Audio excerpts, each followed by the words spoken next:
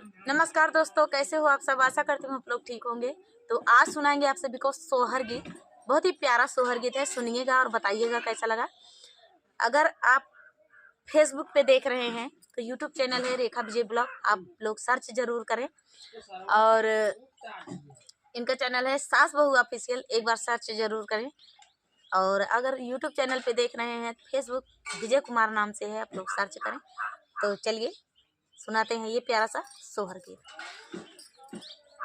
सुबह की सुहावना घड़िया लाला ना जा नमली है, लाला ना जा नमली है हो। सखिया बाजै लागे आनंद बाधैया महाला उठाई सोहर, महाला उठाई सोहर हो। सखिया बाजै लागे आनंद बाधैया महाला उठाई सोहर, महाला उठाई सोहर हो। आई गए गोती गोतिनिया तपारा जाना उनिया, तपारा जाना उनिया हो। सखिया तबाहू आंगना वाना सोहता कही ना नद बिना कैला नद बिना हो। सखिया तबाहू आंगना वाना सोहता कही ना नद बिना, कही ना नद बिना हो। तू ही मोरे पियावा से पियावा तू हाई सिर साहेब, तू हाई सिर साहेब हो। पियावा हाली बेग डाड़िया फाना वौना नदिया यानी लावौना नदिया यानी लावऊ हो।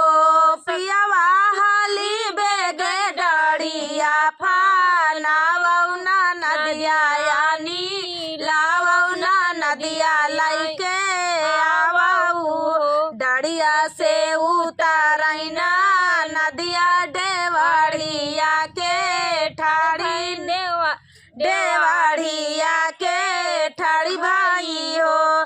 भौजी हमाले बाई तो हो राका गनवाता बाई काजर दे बैता बाई काजर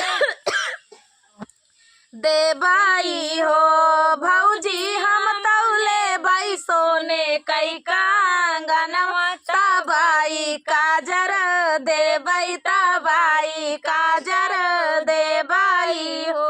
बैठौ ना नादरानी पलगा पियौ ना जुड़ा, पनिया पियौ ना जुड़ा पनिया हो। ननदीप तोरैया है भैया से भाती जवाना उजा काजर देवी ना उजा काजर देवी हो। ननदी तोरैया है भैया से भाती जवाना उजा काजर देवी ना उजा काजर देवी हो। बोलिया तो बोलियो मोरी भौजी बोलायो नाही, जानियो बोलायो नाही जानियो हो। भौजी भाईया भातीजवा जौहा मारा उलाटी जिनी चितयू उलाटी जिनी ताकियो हो।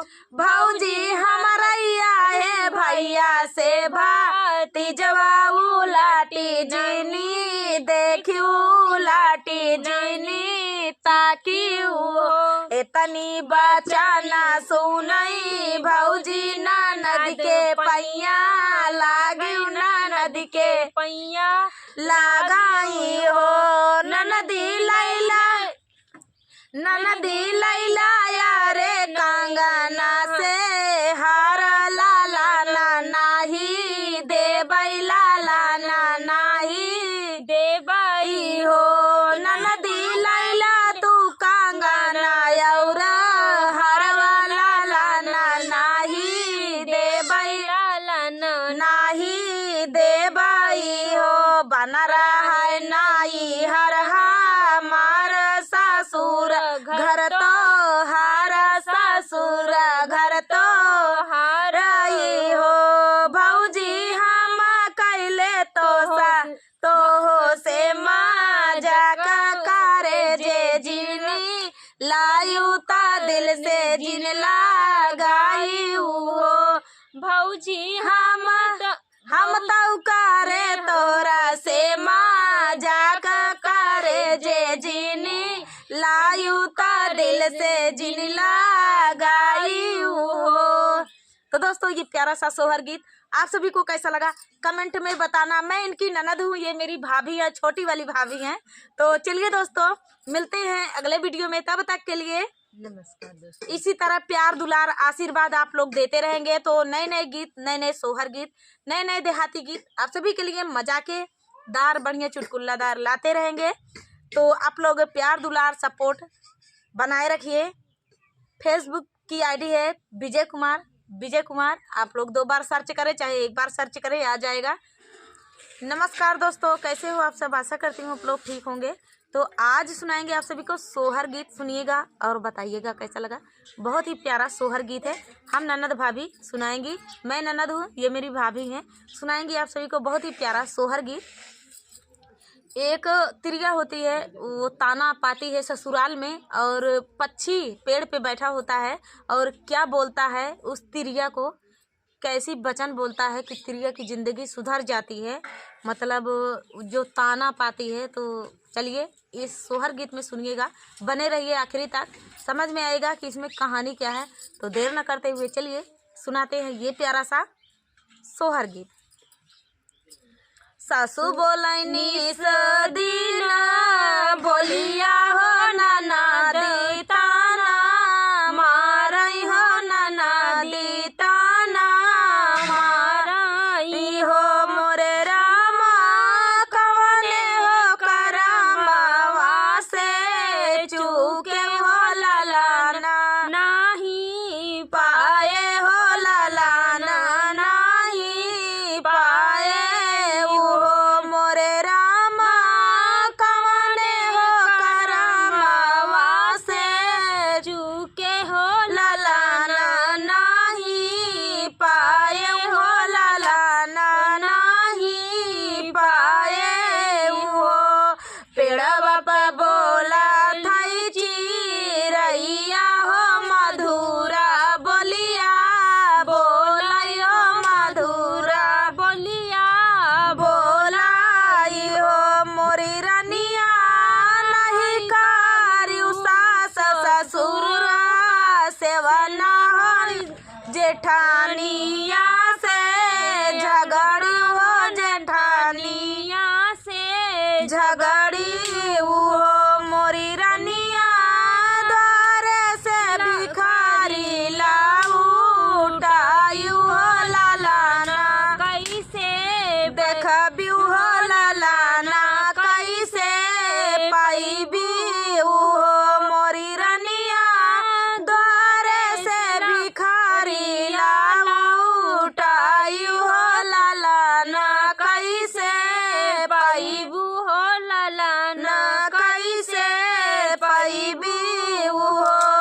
बोलिया ता बोला तू ही सुगना हो हमाई का समझावऊ हो हमाई का समझावऊ हो मोरे सुगना अब ये सजाता ना बतावऊ हो ललाना सुख पवते हो ललाना सुख पौते हो मोरे सुगना अब ये सजाता ना बतावऊ हो ललाना मुख देखऊ हो ललाना मुख देखितियो नित उठ प्रातः नहायु हो सूरज पैया लागिउ हो सूरज पैया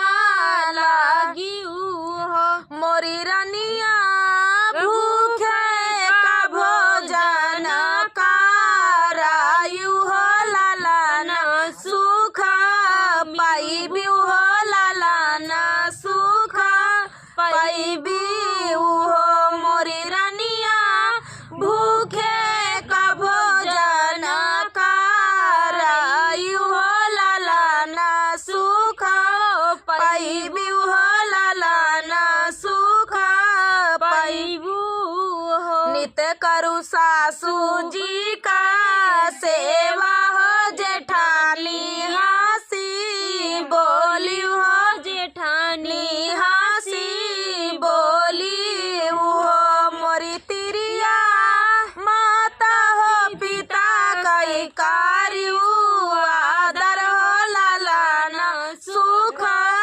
पाइबी हो लालाना सुख पाइबी हो।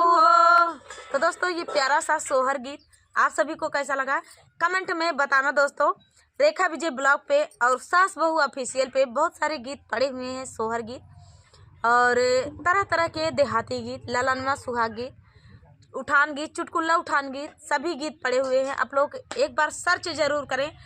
नमस्कार दोस्तों, कैसे हो आप सब? आशा करती हूँ आप लोग ठीक होंगे।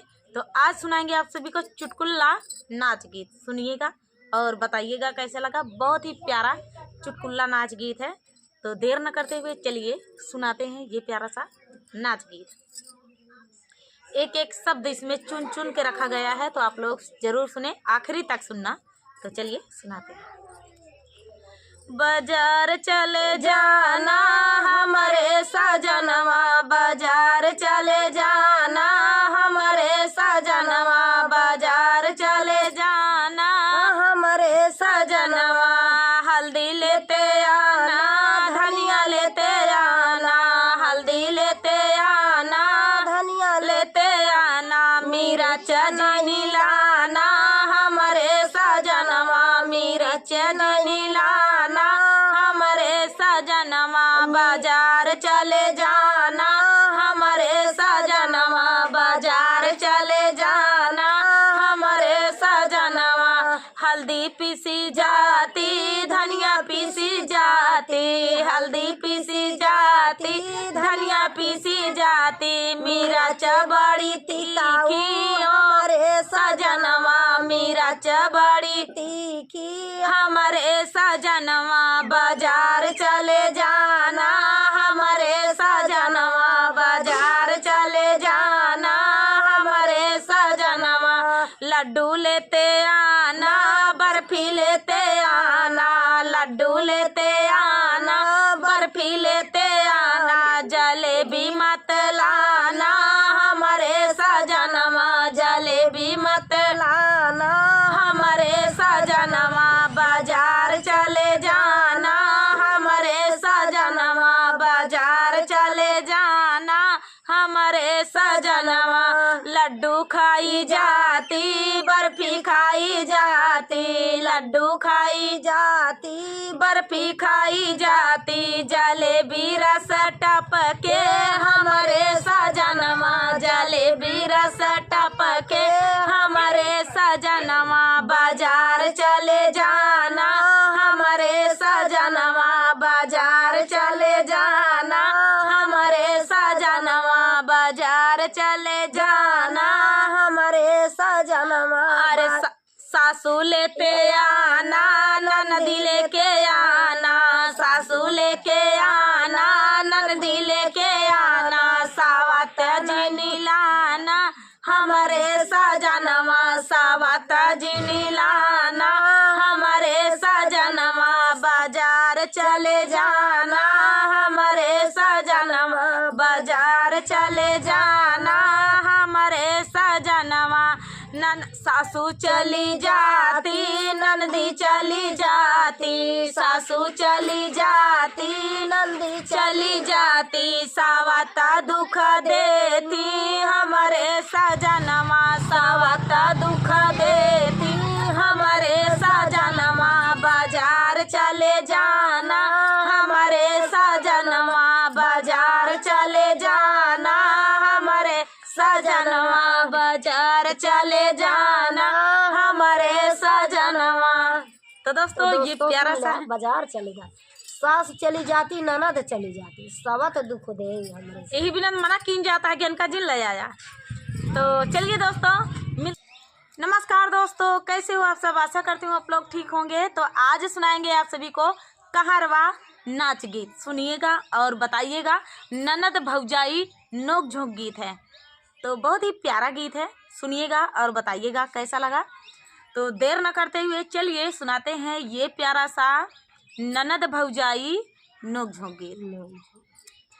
जंगलवा बीचे बोलेला सियार, छोटी रे ननदी सियार, छोटी रे ननदी से जरिया से जियाऊ पे डरिया हमरे लाग, छोटी रे ननदी अरे से